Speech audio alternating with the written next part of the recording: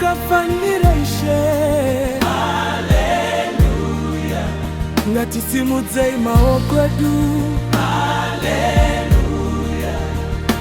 Makafanira ishe. Haleluya. Ngatisimudze maoko edu.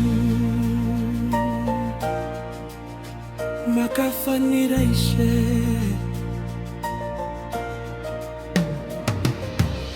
Makafanira kurumbidzwa ishe, nokuti makatida nerudo rukuru.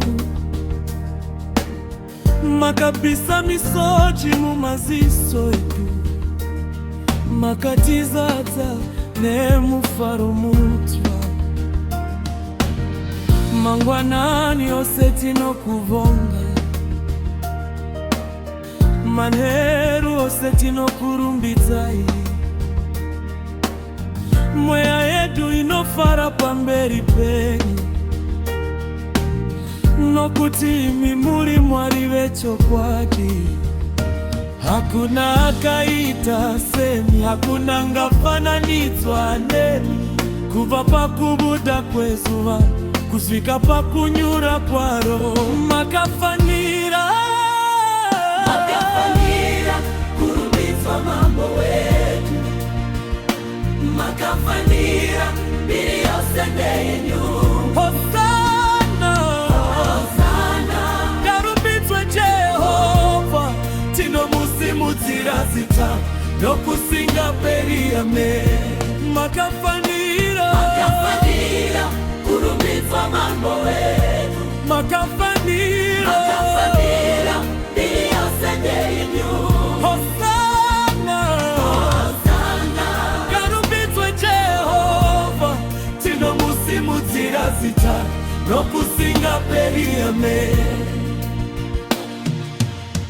Makazarura mikova yenyasha,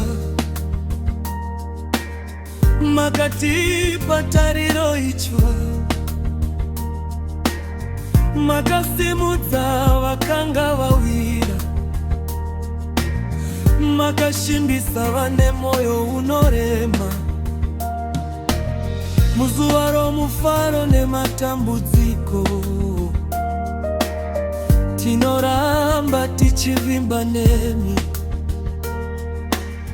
Mune rugare rusingaperi, moyo yedu inozorora. Ngoma ngadzirire, hosho ngadzirire, matimbe inorufaro, mambo vari pachigaro. Ndenga nenyika zvinopupura kuti Jehovha akanaka. Ngatishevedzere pamwe chete, makafanira ishe. Makafanira kurumbidzwa mambo wetu. Makafanira mbiri yose ndenyu. Hosana, Hosana. Ngarumbidzwe Jehova, tinomusimudzira zita nokusingaperi. Amen. Makafanira. Makafanira kurumbidzwa mambo wetu. Makafanira mbiri yose ndenyu. Hosana, Hosana. Ngarumbidzwe Jehova, tinomusimudzira zita nokusingaperi. Amen. Liani akafanira mbiri, Jehova Liani akafanira kurumbidzwa. mambo wemadzimambo. Makafanira ishe. Haleluya. Amen.